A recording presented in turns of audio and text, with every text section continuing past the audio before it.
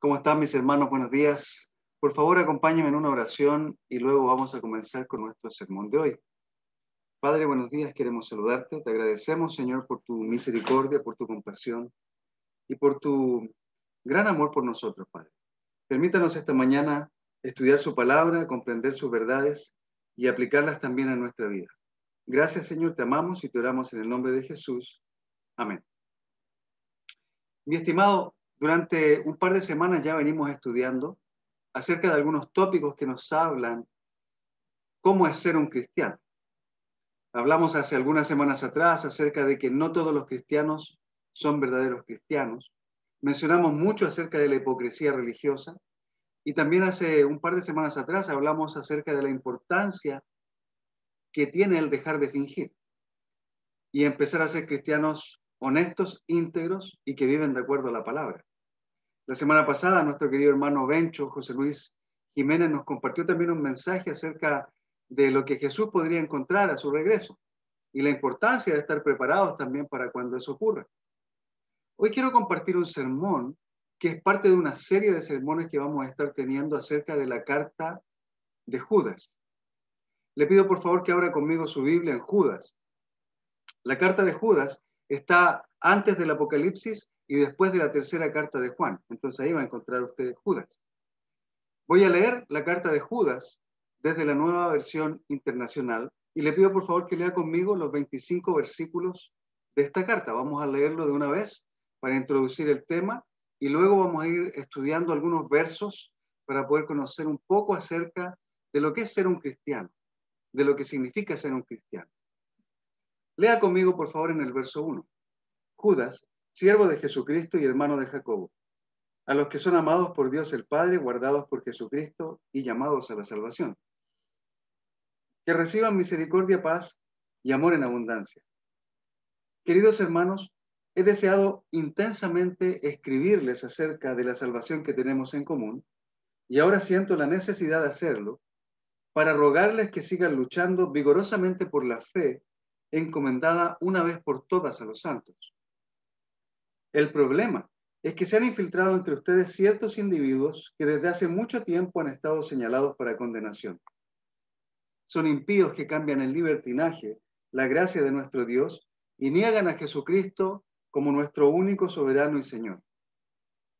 Aunque ustedes ya saben muy bien todo esto, quiero recordarles que el Señor, después de liberar de la tierra de Egipto a su pueblo, destruyó a los que no creían y a los ángeles que no mantuvieron su posición de autoridad, sino que abandonaron su propia morada, los tiene perpetuamente encarcelados en oscuridad para el juicio del gran día. Así también Sodoma y Gomorra y las ciudades vecinas son puestas como escarmiento al sufrir el castigo de un fuego eterno, por haber practicado, como aquellos, inmoralidad sexual y vicios contra la naturaleza. De la misma manera, estos individuos, y se refiere a las personas que se habían infiltrado aquí en la iglesia, de la misma manera, estos individuos, llevados por sus delirios, contaminan su cuerpo, desprecian la autoridad y maldicen a los seres celestiales. Ni siquiera el arcángel Miguel, cuando argumentaba con el diablo disputándole el cuerpo de Moisés, se atrevió a pronunciar contra él un juicio de maldición, sino que dijo que el Señor te reprenda. Estos, en cambio, nuevamente refiriéndose a estos infiltrados, estos, en cambio, maldicen todo lo que no entienden y como animales irracionales, lo que entienden por instinto es precisamente lo que los corrompe. Hay de los que siguieron el camino de Caín. Por ganar dinero se entregaron al error de Balán y perecieron en la rebelión de Coré. Estos individuos son un peligro oculto, sin ningún respeto convierten en parrandas las fiestas de amor fraternal que ustedes celebran. Buscan solo su propio provecho. Son nubes sin agua llevadas por el viento. Son árboles que no dan fruto cuando debieran darlo. Están doblemente muertos, arrancados de raíz. Son violentas olas del mar, que arrojan la espuma de sus actos vergonzosos. Son estrellas fugaces para quienes está reservada eternamente la más densa oscuridad. También Enoc, el séptimo patriarca a partir de Adán, profetizó acerca de ellos. Miren, el Señor viene con millares y millares de sus ángeles para someter a juicio a todos y para reprender a todos los pecadores impíos por todas las malas obras que han cometido y por todas las injurias que han proferido contra él. Estos individuos son refunfuñadores y criticones, se dejan llevar por sus propias pasiones, hablan con arrogancia y adulan a los demás para sacar ventaja. Ustedes, queridos hermanos, recuerden el mensaje anunciado anteriormente por los apóstoles de nuestro Señor Jesucristo. Ellos les decían, en los últimos tiempos habrán burladores que vivirán según sus propias pasiones impías. Estos son los que causan divisiones y se dejan llevar por sus propios instintos, pues no tienen el Espíritu.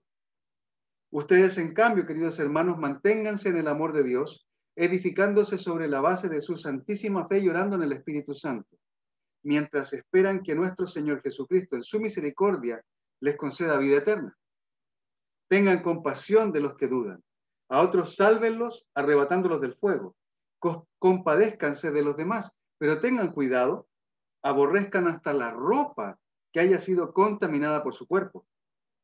Al único Dios nuestro Salvador, que puede guardarlos para que no caigan y establecerlos sin tacha y con gran alegría ante su gloriosa presencia. Sea la gloria, la majestad, el dominio y la autoridad por medio de Jesucristo nuestro Señor, antes de todos los siglos, ahora y para siempre. Amén. Señor, danos claridad, por favor, para entender tu palabra y permítenos, Dios mío, esclarecer cualquiera de estos puntos que para nosotros son bastante oscuros y que muchas veces nos confunden. Permite que tu palabra toque nuestro corazón y que nos ayude a discriminar también entre estos apóstatas que en ese momento estaban llegando a la iglesia y que hoy mismo pueden llegar a la nuestra para tratar de sacar a los hermanos de la fe. En el nombre de Jesús te pedimos que nos dirijas. Amén. Esta carta de Judas es una carta tremenda, mis hermanos. Son 25 versículos, pero 25 versículos cargados de muchísima emoción. Judas está tremendamente preocupado por todo lo que está ocurriendo en la iglesia. Él está hablando a hermanos que ama mucho. El versículo 3 nos hace notar que él tiene mucho cariño hacia estas personas. Le dice queridos hermanos. Queridos hermanos, la palabra queridos hermanos se traduce también como amados en la Reina Valera. Es una palabra que habla acerca del amor que Judas siente por estos hermanos. Le importan, le interesan de tal manera que él está escribiendo esta carta, que originalmente era una carta que le iba a escribir simplemente para compartir acerca de la salvación que ellos tenían en común. Pero ahora sí, dice la Escritura, él se siente presionado básicamente por lo que está pasando con estos hermanos, para escribirles no solo acerca de la salvación que tenían en común, sino que acerca del problema que estaban enfrentando los discípulos acá en la iglesia. Ahora fíjese que el tema central de esta carta se nos muestra en el versículo 3. Repase conmigo rápidamente el versículo 13.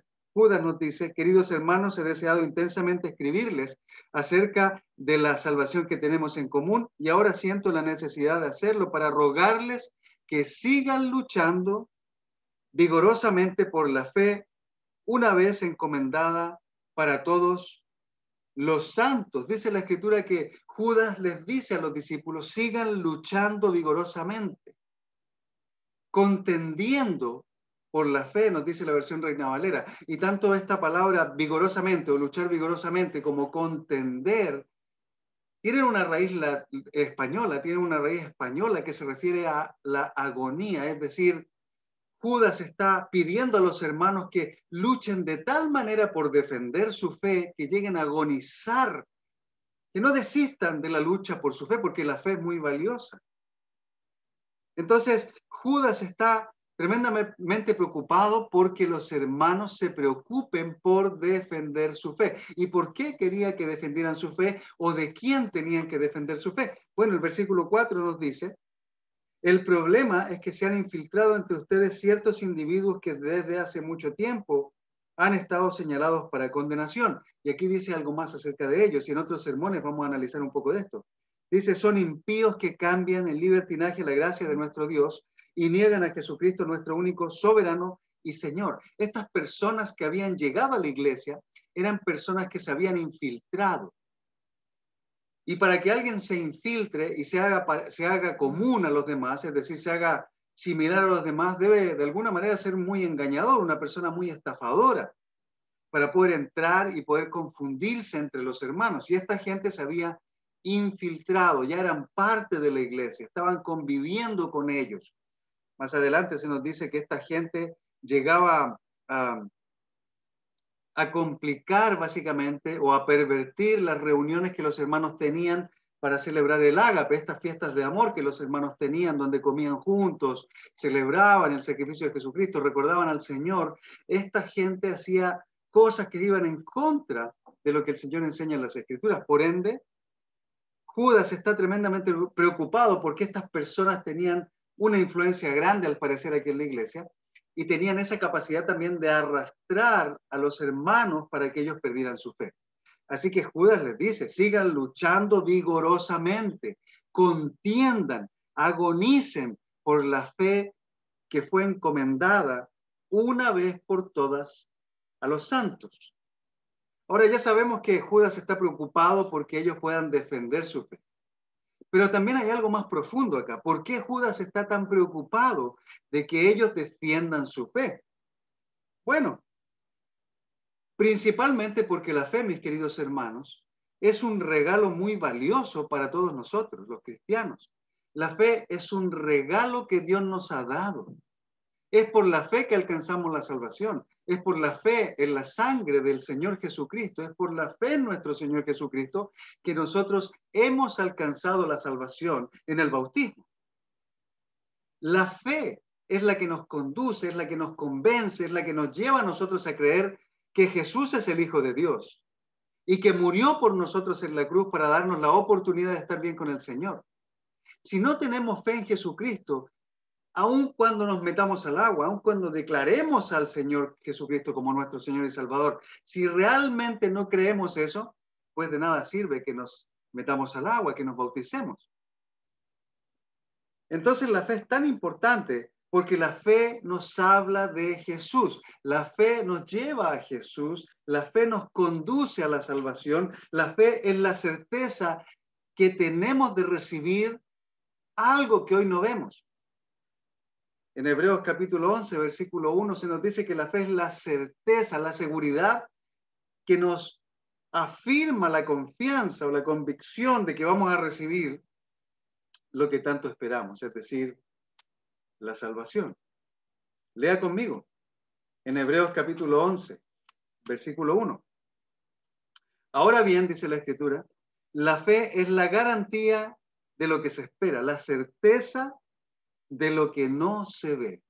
Y si usted repasa todo el capítulo 11 de Hebreos, se va a dar cuenta como esta fe, de la cual predica también el autor o el escritor de Hebreos, es la fe que permitió que muchas personas se salvaran. Por la fe, por ejemplo, Abel ofreció a Dios un sacrificio más aceptable que el de Caín.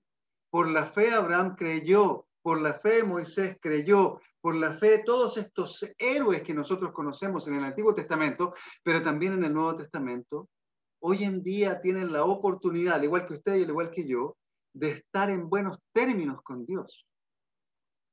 El apóstol Pedro, por ejemplo, nos dice en Primera de Pedro capítulo 1, versículo 7, hablando acerca del valor de nuestra fe, nos dice el oro, aunque perecedero, se acrisola al fuego. Así también la fe de ustedes, que vale mucho más que el oro, al ser acrisolada por las pruebas, demostrará que es digna de aprobación y honor cuando Jesucristo se revele. Cuando Jesucristo se revele, cuando Él regrese básicamente. Y Judas también está preocupado de que cuidemos nuestra fe para que cuando el Señor vuelva, cuando Él venga, nos encuentre todavía con esa fe.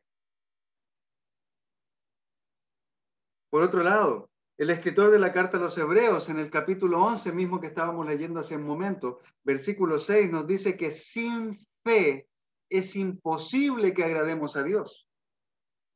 Sin fe es imposible que agrademos a Dios. Judas al mismo tiempo refuerza su preocupación por la fe de los hermanos en el capítulo 1 de Judas, versículo 20 al versículo 21, les dice: ustedes, en cambio, queridos hermanos, manténganse en el amor de Dios, edificándose sobre la base de su santísima fe, de su santísima fe. La palabra santo se refiere a algo que ha sido apartado.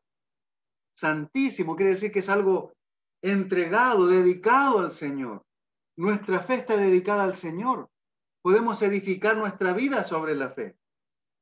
Por la fe creemos en las promesas del Señor. Creemos que las promesas del Señor se cumplen en nuestra vida porque tenemos fe. ¿Se imagina lo que sería nuestra vida sin fe? Podemos continuar edificando toda nuestra vida, todas nuestras relaciones, todo lo que hacemos sobre la base de nuestra fe, porque nuestra fe nos da certeza de que Jesús va a cumplir con lo que nos ha prometido. Tengan fe en Dios, dice Jesús a sus discípulos, y tengan fe en mí, casi despidiéndose de ellos en Juan. Y de ahí les dice que va a construir algunas moradas para que ellos tengan en el cielo. Pero después dice, voy a volver por ustedes y me los voy a llevar.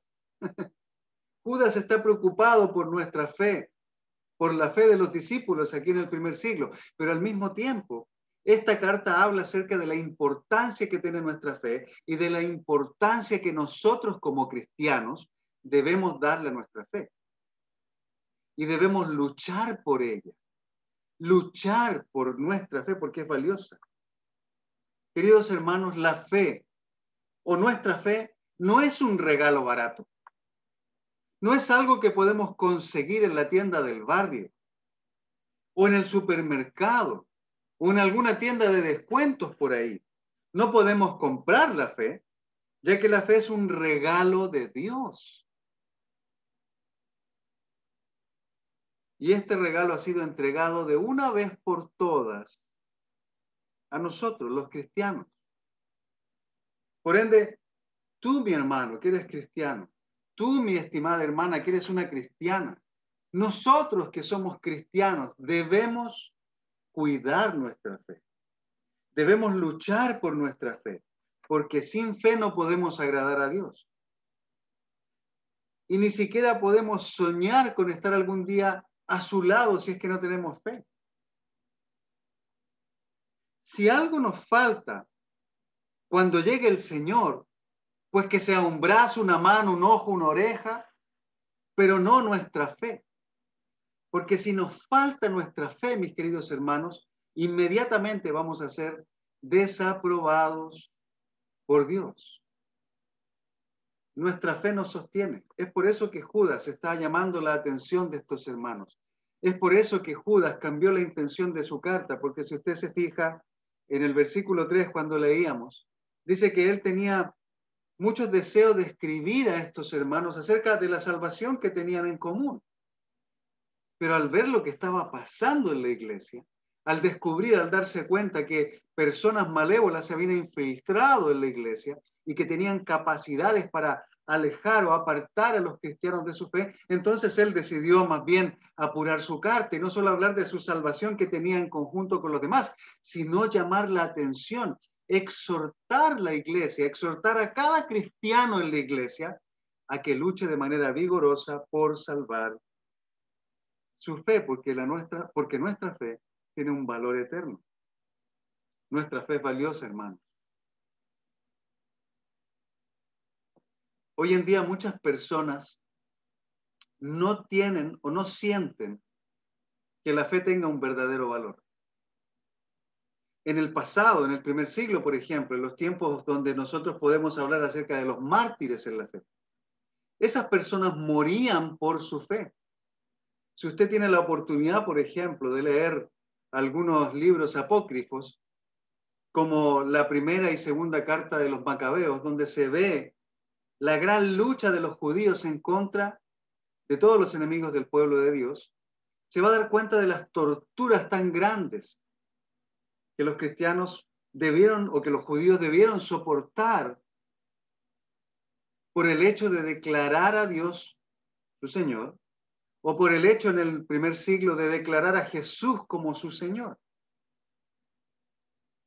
Incluso dentro de la iglesia misma hubo persecución hasta los cristianos más afanosos.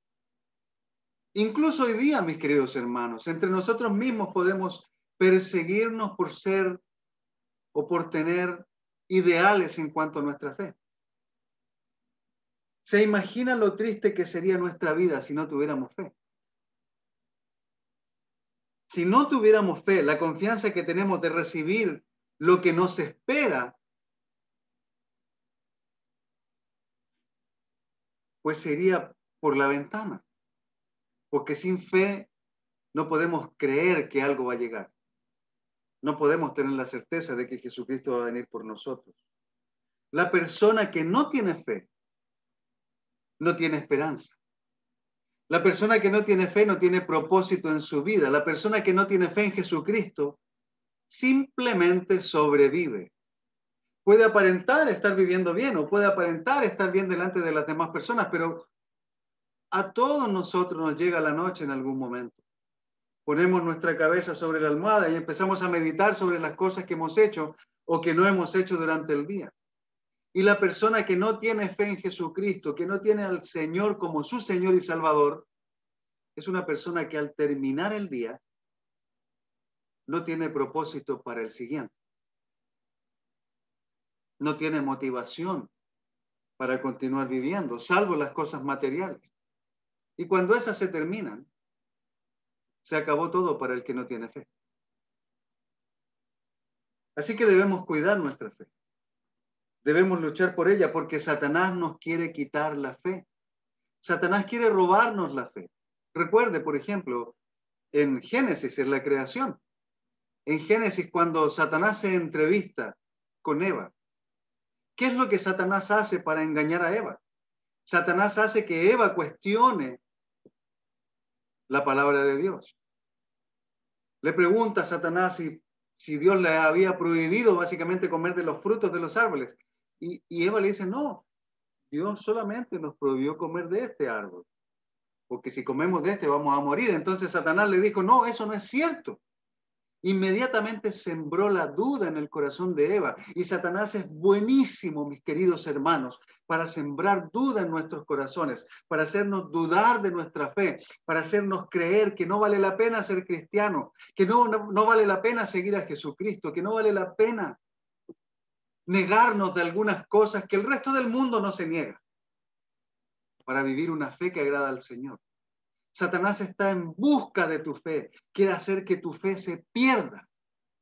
Así que debemos estar muy atentos ante los engaños que él también manifiesta para hacernos perder nuestra fe. Recuerda que Satanás es el padre de la mentira, el engañador, el que acusó a Job delante de Dios. Si el cristiano pierde la fe, el cristiano lo pierde todo. Así es que por eso la urgencia que Judas tenía al escribir a estos hermanos. Y es la urgencia que hoy nosotros también debemos tener al momento de ver a algunos de nuestros hermanos batallando en su fe. Nosotros no nos podemos quedar con las manos cruzadas, así, mirando los hermanos que están batallando en su fe o que se están alejando de la fe. No, nosotros no podemos permitir eso. Nosotros debemos ser como Judas también. Debemos alertar a nuestros hermanos, debemos ser urgentes para ayudar a nuestros hermanos a luchar por su fe. Y si ellos no pueden solos, debemos ayudar a nuestros hermanos a contender por su fe. Es cierto que la salvación es personal, eso es cierto, pero las escrituras en el Nuevo Testamento están cargadas de los mandamientos de unos a otros, especialmente en Gálatas que dice ayúdense unos a otros a llevar sus cargas, hablando acerca del pecado que le cuesta al otro llevar. Unos a otros debemos ayudarnos, debemos animarnos mutuamente, debemos amarnos mutuamente, debemos disciplinarnos, disipularnos mutuamente. Debemos estar conectados, hermanos, cuidándonos unos y otros para cuidar nuestra fe. Hoy vamos a estudiar específicamente los versículos 1 y 2 de esta carta. Vamos a detenernos solamente en estos versículos y especialmente el versículo 1, porque quisiera hablar de este versículo con usted esta mañana. Porque este versículo 1, que inicia la carta de Judas hablando a los hermanos acerca de contender por su fe, nos muestra varias características del verdadero cristiano. Y digo del verdadero cristiano porque muchos de nosotros podemos estar engañados y no estar viviendo realmente el cristianismo del cual nos hablan las Escrituras. Hoy en día usted debe saber que existe una gran diferencia entre el cristianismo bíblico y el cristianismo religioso. Hay una diferencia abismal entre uno y otro. Y Judas nos presenta varias características, especialmente en el versículo 1 de la carta, para hablarnos acerca de cómo es un cristiano de verdad, un cristiano bíblico. Así que repase conmigo el versículo 1 y 2 de la carta. Judas, siervo de Jesucristo y hermano de Jacobo, a los que son amados por Dios el Padre, guardados por Jesucristo y llamados a la salvación, que reciban misericordia, paz y amor en abundancia. Ya hablamos acerca del contexto de la carta, ya hablamos acerca de la motivación que Judas tenía para escribir esta carta, ya hablamos acerca del problema que los hermanos estaban enfrentando ahí, y ya hablamos acerca de la importancia de cuidar nuestra fe. Ahora vamos a mirar un poco acerca del carácter de este cristiano, de este siervo de Dios, que está llamándonos a todos nosotros a luchar por nuestra fe. No sé si a usted le ha ocurrido alguna vez que en alguna iglesia le han llamado siervo de Dios. A mí me ocurre continuamente cuando me encuentro con algunos hermanos o miembros de otras congregaciones religiosas. Cuando saben que soy pastor, inmediatamente me llaman como el siervo de Dios. ¿Cómo está mi siervo? ¿Cómo está mi siervo de Dios? Y me invitan a pasar a sus tiempos también para confraternizar con ellos. Y muchas personas también me identifican a mí como el siervo de Dios. Y también nos identificamos entre nosotros muchos como los siervos del Señor.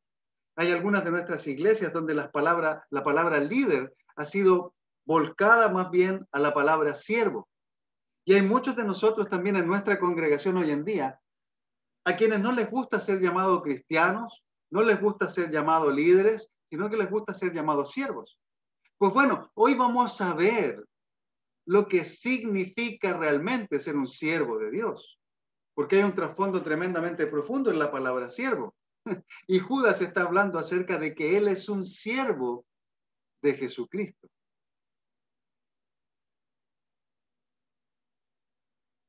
Este versículo 1 y 2 nos habla mucho acerca del carácter de Judas, pero al mismo tiempo nos habla acerca del verdadero carácter que un cristiano debe tener. Y cuando digo cristiano me refiero a un cristiano hombre y a una cristiana mujer, a un cristiano adulto y a un joven. No importa la edad que tengamos, si ya somos cristianos, nosotros debemos ver en este pasaje el reflejo de lo que debemos ser delante del Señor. William Barclay, un comentarista que ya murió hace mucho tiempo, pero me encanta muchísimo cómo él comenta las escrituras en la Biblia. Él dice sobre Judas: pocas cosas dicen más de un hombre que la forma en que habla de sí mismo. Recuerdo que hace unos años atrás, en una conferencia matrimonial aquí en la iglesia, al hermano que me presentó o que nos presentó a mi esposa y a mí para hablar en esa conferencia, tuvo la idea de mencionar todo mi currículum, todas las cosas que yo sabía y había hecho. Y obviamente muchos de nosotros a lo largo de los años vamos acumulando experiencias y vamos acumulando títulos y certificaciones en diferentes tipos de cosas. Y recuerdo que ese día el hermano debe haber tomado unos 10 minutos por lo menos para leer todas mis referencias. Cuando yo subí después al púlpito, al lugar donde tenía que enseñar, le di las gracias al hermano, pero en realidad le dije, bueno, eso es el papel, todo lo que soy realmente va a estar aquí frente a ustedes. Y la verdad, mis hermanos, es que los títulos, las certificaciones, todo lo que nosotros podemos saber delante de Dios no significa nada. El mismo apóstol Pablo en una de sus cartas, considerando todo su conocimiento, todo lo que él sabía y todo lo que él había hecho, consideró que todo eso valía, en sus propias palabras, estiércol. Es decir, no valía nada. Así que cuando hablamos de nosotros, mientras menos digamos de lo que somos, y mientras más levantemos lo que Dios ha hecho en nuestra vida, mejor habla de nuestro testimonio. Y Judas dice que simplemente es un siervo de Jesucristo. Ahora, ese podía ser un título, por ejemplo, en el primer siglo, como el siervo de Dios. En el Antiguo Testamento se nos habla acerca del siervo de Dios. Entonces Judas tal vez estaba usando la idea de ese título. Pero ¿qué significa ese título? Veamos un poco acerca de Judas. No vemos otros títulos en la presentación de Judas. Por ejemplo, él no se denomina a sí mismo apóstol. Él no se denomina a sí mismo hermano de los hermanos. Él no se denomina evangelista, ni anciano, ni maestro. ¿Eh? Simplemente él dice, soy siervo de Jesucristo y hermano de Jacobo. Ahora, para nosotros estas palabras tal vez no tienen ninguna connotación. ¿Quién es ese Jacobo? ¿Qué tan importante será ese Jacobo? Nos podemos preguntar hoy en día. Sin embargo, es bien importante que nosotros conozcamos quién es este Judas. En primer lugar, el nombre Judas era muy común en Palestina, en los tiempos de Jesucristo, en el primer siglo, era un nombre muy común. Los evangelios hablan al menos de 6 a 8 veces mencionando diferentes personas llamadas Judas, entre ellas un apóstol, entre otras Judas Iscariote, el que vendió a Jesús. Así que era un nombre bastante común y sabemos que Judas, el traicionador o el traicionero, no es el que escribió esta carta.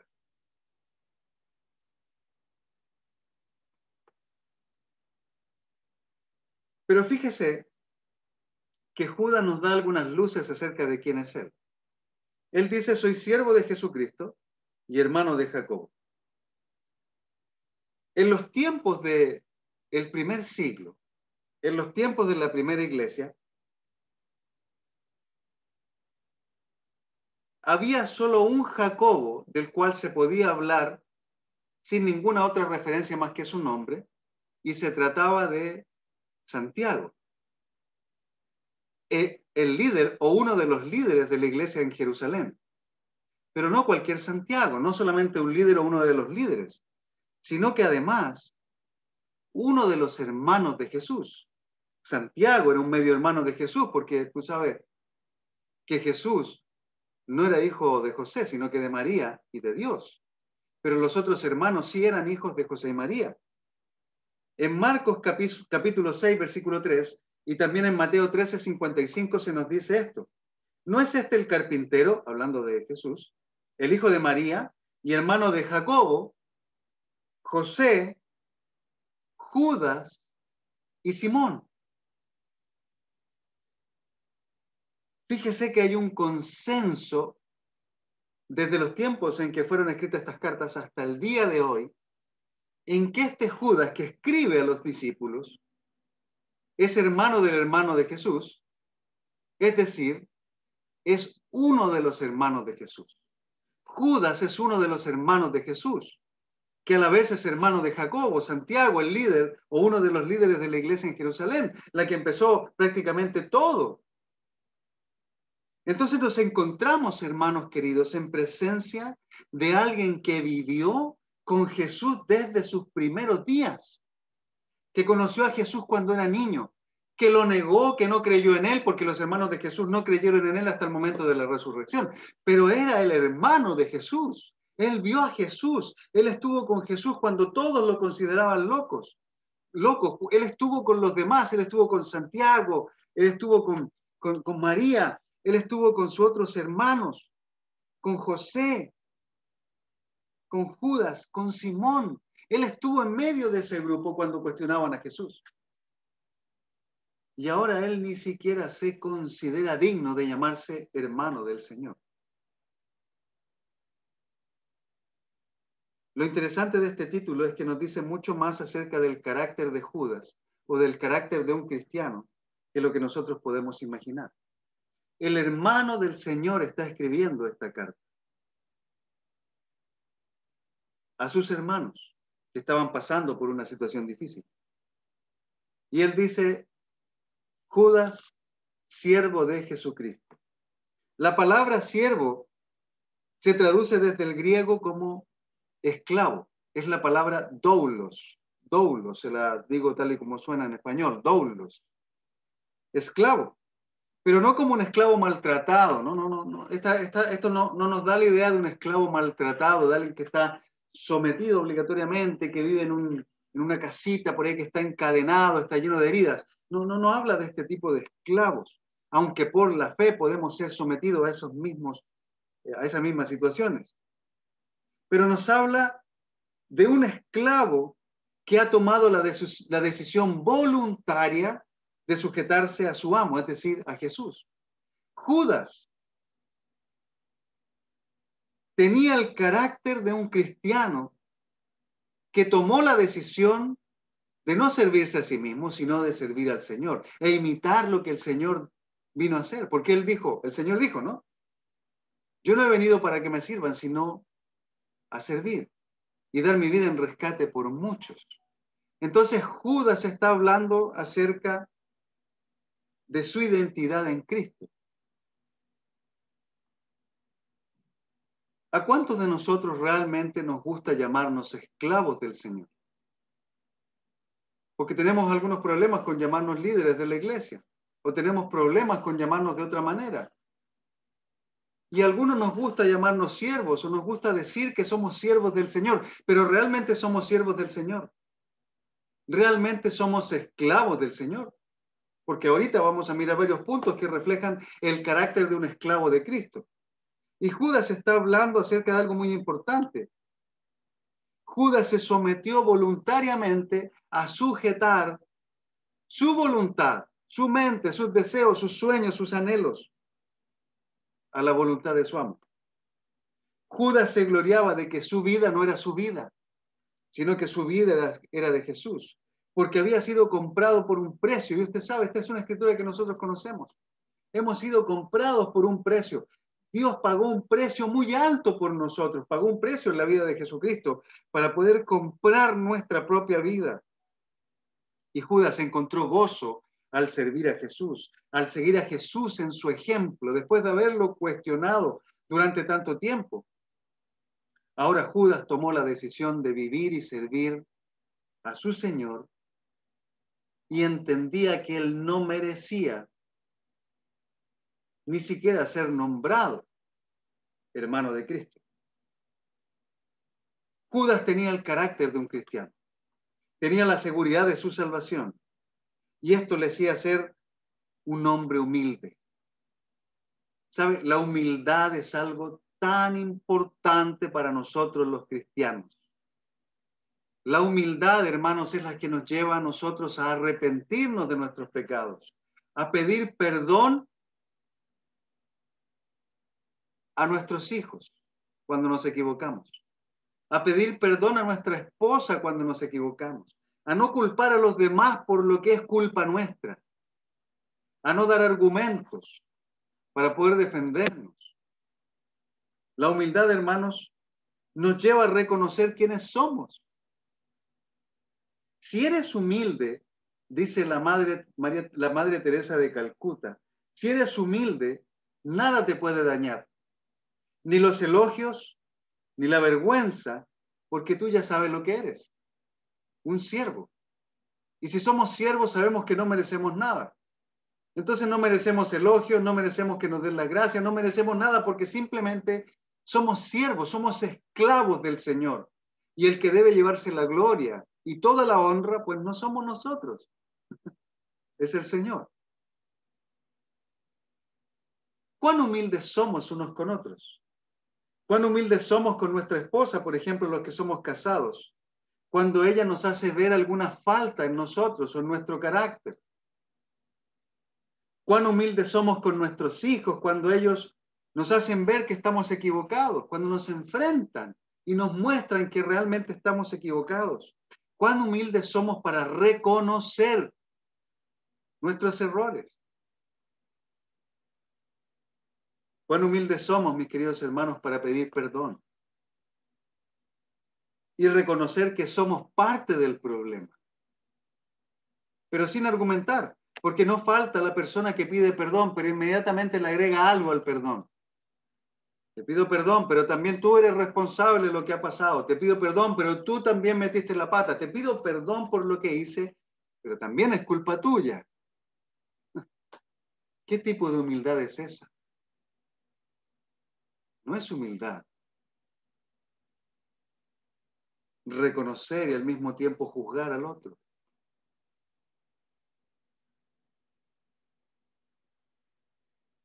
Ser humilde, dice C.S. Lewis, un escritor cristiano, es no pensar menos de uno mismo, sino que pensar menos en uno mismo.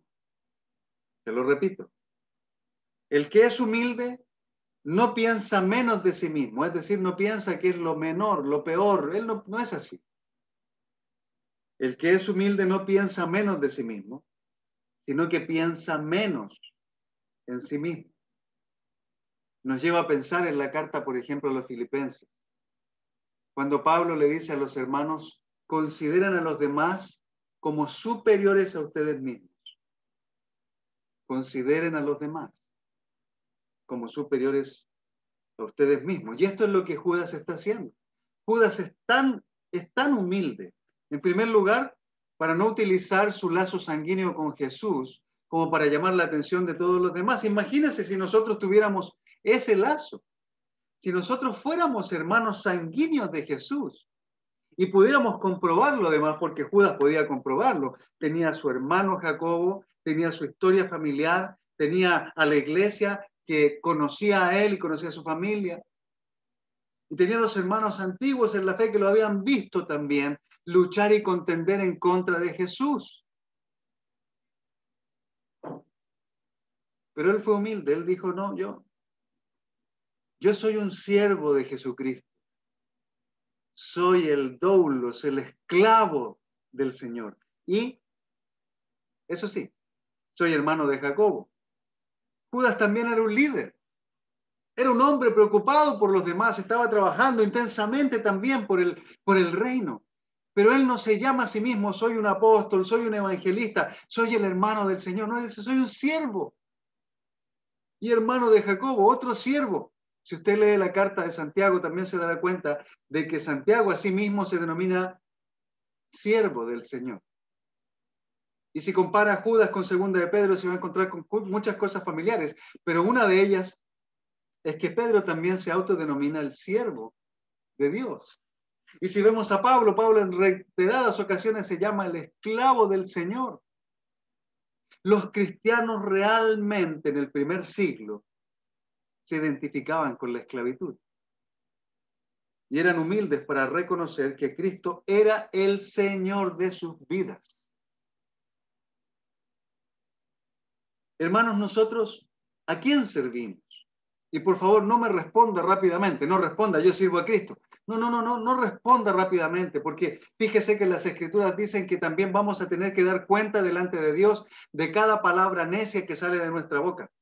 Pero piense, por favor, ¿a quién sirvo? ¿De quién soy? ¿A quién sirvo y de quién soy? Son cosas muy importantes para nosotros los cristianos hoy en día. Porque si nos damos cuenta que somos de Cristo y que servimos a Cristo, entonces el temor del resto de las personas pues no importa nada. Lo que las demás personas digan acerca de nuestra fe no va a importar porque no la servimos a ellas, sino que servimos a Dios. Y al servir a Dios servimos a los demás, pero motivados porque nuestro Señor nos está enviando a hacer una obra de servicio. Así que entramos a este punto. ¿Qué es un esclavo? ¿Qué significa ser un esclavo de Cristo? En el Antiguo Testamento y en el Nuevo Testamento se utiliza esta metáfora de la esclavitud para referirse al cristiano. Se utiliza para referirse al cristiano. En la mente de Judas esta idea de ser esclavo está tremendamente profunda y por eso él mismo se llama esclavo de Jesucristo. Y perdón que repita tantas veces la palabra esclavo, pero debemos llevar esa palabra a nuestra mente también. Debemos atesorar que el verdadero cristiano es un esclavo del Señor. En el primer siglo, mis queridos hermanos, ser cristiano era ser un esclavo de Cristo.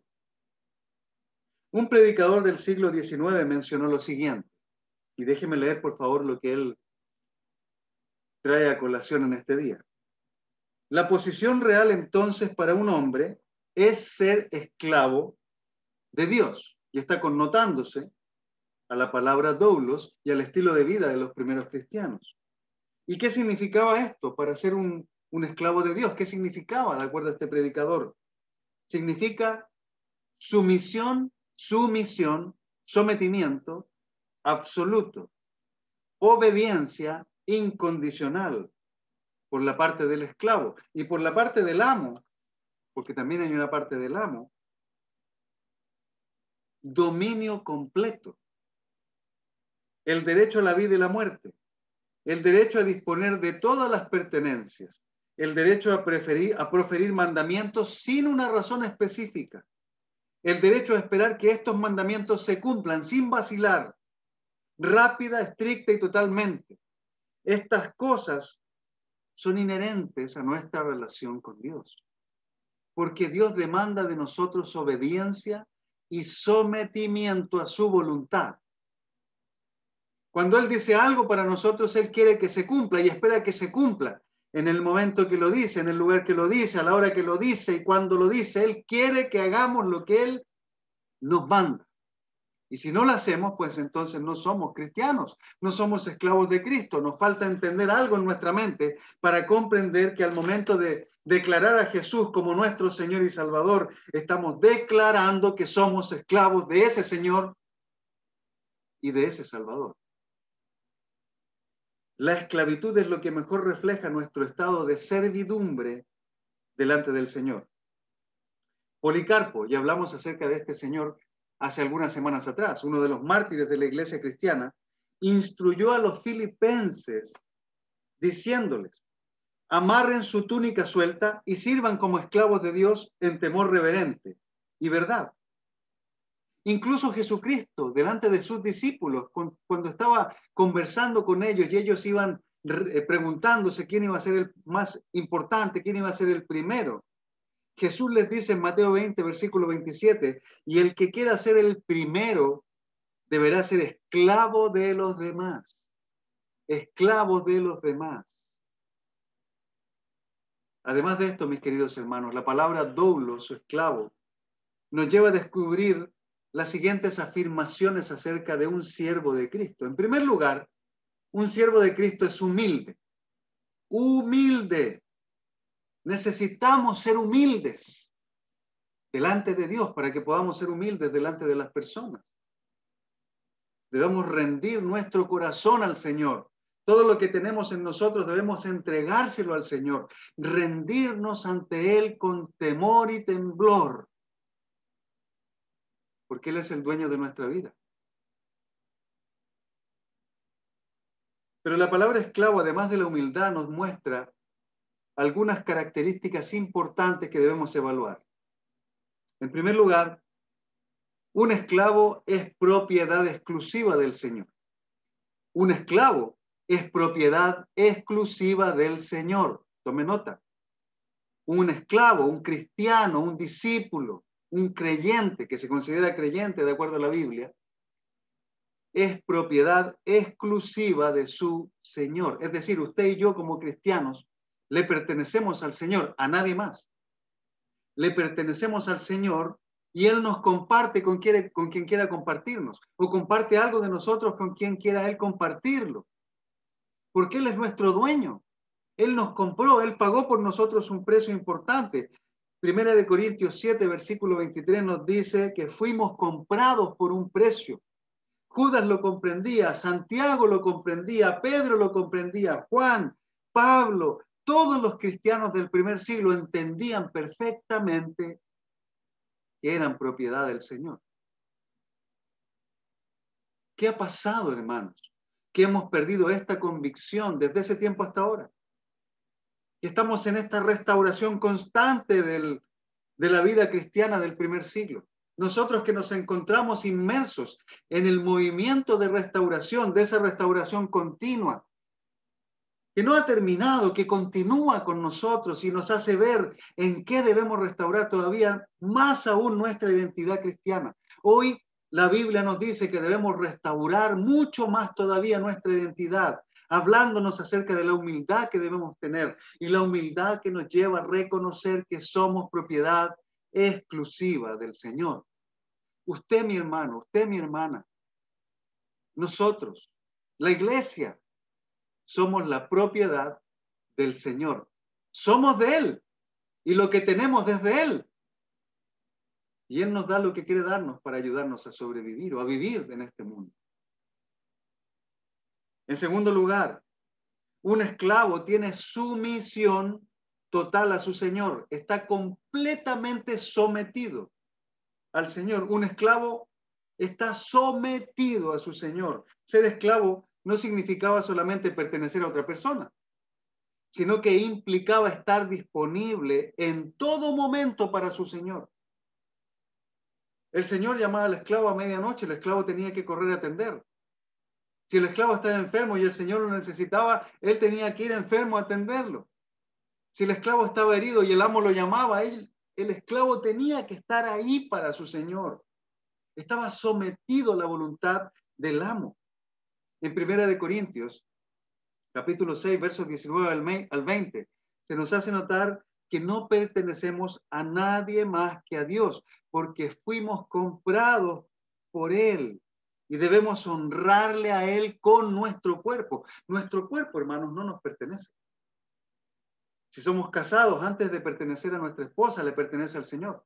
Nuestro cuerpo honra o deshonra al Señor. Usted y yo como cristianos debemos honrar al Señor con nuestro cuerpo, con nuestra mente, con nuestros ojos, con nuestras acciones. Nuestro cuerpo es templo del Espíritu Santo y le pertenece al Señor.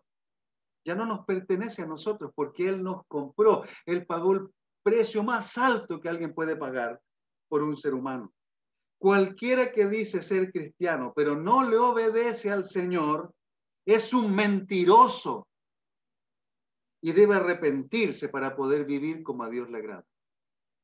Yo sé que a ninguno de nosotros nos gusta ser llamados mentirosos, pero si decimos una cosa y vivimos de otra manera, ¿acaso no lo somos? Si decimos que somos siervos del Señor, pero no tenemos la humildad para reconocer que somos su propiedad exclusiva, que estamos totalmente sometidos a Él, ¿acaso no somos mentirosos? Hay dos tipos de cristianos, mis hermanos. Los que somos cristianos verdaderos y nos sometemos al señorío del Señor, y los que dicen ser cristianos y van a la iglesia una vez a la semana, pero no viven el resto de ella como Dios manda en las Escrituras, o por lo menos no se esfuerzan por vivir como Dios manda en las Escrituras. Y usted y yo, mi hermano querido, usted y yo hemos decidido entregar nuestra vida al Señor con humildad, con sometimiento para reconocer que somos suyos y de nadie más. En tercer lugar, un esclavo entrega devoción completa al Señor. Devoción completa. No una parte de su devoción, no una parte de la mañana. Ya hemos hablado de esto otras veces, pero hay quienes trabajan, por ejemplo, en el mundo secular y entregan la mitad de su día o la primera parte del día al Señor. El resto lo siguen viviendo como si el Señor no existiera. Marcan su tarjeta, firman un libro de asistencia y a medida que van firmando el libro parece que se desconectan de la vida espiritual y empiezan a vivir en el mundo carnal. No puede ser. Un cristiano siempre es un cristiano, siempre es un esclavo del Señor y está donde está para servir al Señor y para servir a los demás, para amar a Dios y para amar a los demás. Un esclavo entrega devoción completa a su Señor. Así que como siervos de Dios debemos dedicarnos completamente a Él. Esta dedicación se muestra en las palabras de Jesús, por ejemplo, cuando Él dice en Lucas 10:27, ama al Señor tu Dios con todo tu corazón, con todo tu ser, con todas tus fuerzas y con toda tu mente. Es decir, ama al Señor con todo lo que tú eres. Entrégate completo, entrégate totalmente al Señor. No podemos entregar una parte de nosotros al Señor y la otra no. No es así, no funciona. El cristianismo no funciona así. La religiosidad funciona así. El religioso funciona así. El religioso le dice a la gente que es cristiano, pero vive como pagano. Engaña a los demás. Pero el cristiano no. El cristiano es íntegro. El cristiano es una persona que ha decidido ser santa. Como dice Primera de Pedro, capítulo 1. Sean santos así como yo soy santo. Usted y yo somos parte de un pueblo diferente. Somos parte de un mundo distinto. Somos ciudadanos de un reino que no es de este mundo. Nuestra mente debe estar puesta en las cosas del cielo y no en las de la tierra. Usted me puede decir, claro, para ustedes es fácil porque todo el tiempo está dedicado al Señor, trabaja para el Señor, es pastor. No, no es fácil. No es fácil porque al igual que usted, una parte de mi día está concentrada completamente en leer la Biblia, en estudiarla, en preparar mis sermones, en dejar que el Señor toque mi corazón. Pero hay momentos de mi día en que ando en la calle, en que estoy compartiendo un café con alguien en un restaurante donde tocan música que es inadecuada para un cristiano, pero como el otro no es un cristiano, debo también estar con él y debo someterme a la voluntad de mi Señor cuando estoy ahí.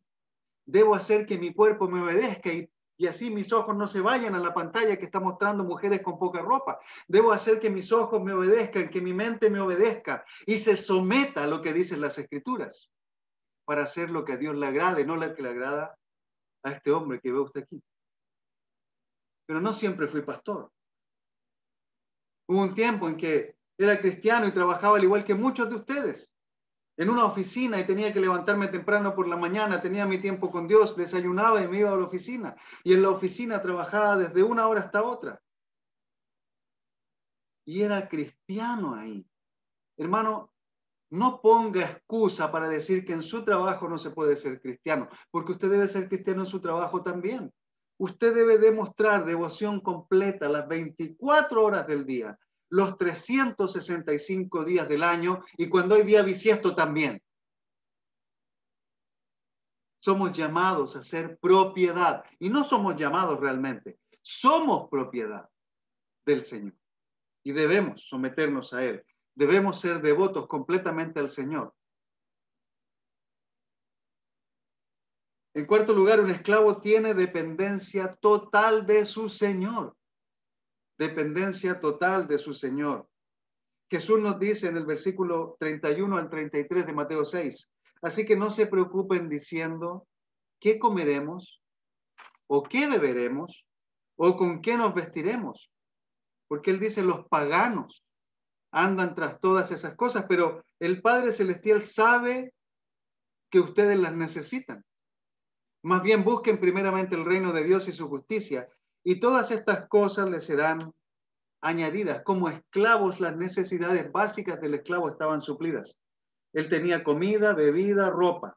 Quizás no era la mejor ropa, quizás no era la misma bebida que tenía el amo en su casa, quizás no era la misma comida que tenía el amo en su casa, pero tenía comida, bebida y ropa, un lugar donde dormir, un techo donde estar. Y en el caso de los esclavos que tenían dueños más acomodados, tenían mejores lugares también donde vivir y algunas porciones de comida mejores que las que tenían otros. Pero sus necesidades estaban suplidas. ¿Y sabe para qué sus necesidades estaban suplidas? Para que el esclavo pusiera su atención total en el Señor e hiciera todo lo que su Señor le mandaba. No tenía que preocuparse de comer. Tenía que preocuparse de servir al Señor, pero no de comer, ni de qué beber, ni de qué ropa tener. En último lugar, en quinto lugar, un esclavo responde ante su Señor. Lo único que importaba para un esclavo era la evaluación de su amo. Y era muy importante, porque si un amo evaluaba mal a un esclavo, ese esclavo iba a ser enjuiciado.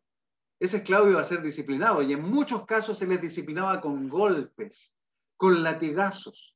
Algunos de ellos eran entregados a otros amos, eran vendidos porque no le servían a ese amo.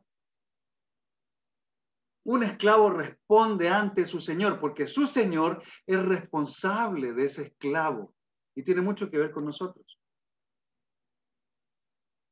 Si nuestro amo nos evalúa bien,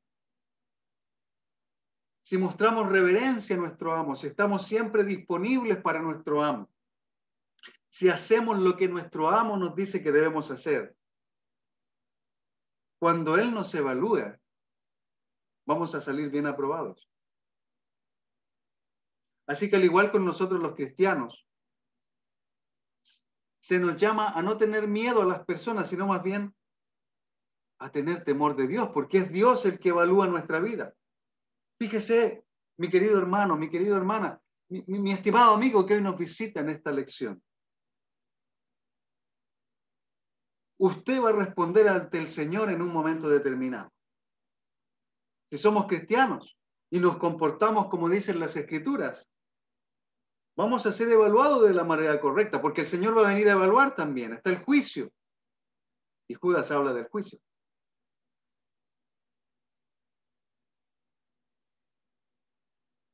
En el versículo 24 de Judas se nos dice: al único Dios, nuestro Salvador, que puede guardarlos para que no caigan y establecerlos sin tacha y con alegría ante su gloriosa presencia. ¿Sabe? Usted y yo necesitamos evaluar nuestro cristianismo. Necesitamos evaluar y pensar, y no solo evaluar y pensar, sino tomar la decisión de ser verdaderos cristianos. Con humildad reconocer si estamos viviendo o no como la Biblia nos enseña. Y si nos damos cuenta que no estamos viviendo como la Biblia enseña, pues debemos volvernos a lo que dicen las Escrituras.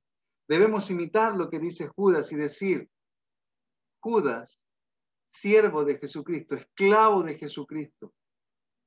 ¿Es usted, somos nosotros la iglesia, esclavos realmente de Jesucristo? Somos humildes para reconocer nuestra realidad delante del Señor. Somos humildes para reconocer que somos propiedad exclusiva del Señor, que nos sometemos completamente a Él, que nuestra devoción le pertenece completamente a Él, que dependemos totalmente de nuestro Señor y que estamos listos y esperando la evaluación que Él nos dará cuando regrese.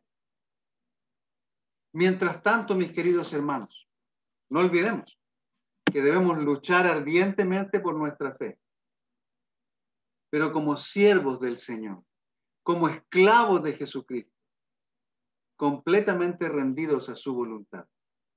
Mi estimado, si las escrituras que compartimos hoy día, si el tema que hemos estudiado esta mañana le ha tocado, le ha llegado, le ha animado, por ejemplo, a tomar una decisión para volverse al Señor, o si usted es cristiano y se ha dado cuenta que hay algunas áreas de su vida que no están completamente sometidas a Él, y que ha dicho que usted es un siervo, pero en realidad no entendía lo que significaba ser siervo, ahora ya no hay excusa. Ahora ya sabemos lo que significa ser un siervo del Señor. Así que debemos vivir ahora más que antes como cristianos verdaderos, alabando, honrando, sirviendo completamente a nuestro amo, que es nuestro Señor Jesucristo, y a nuestro Dios, que nos concedió el privilegio de tener esta fe que debemos defender y que hoy en día nos une.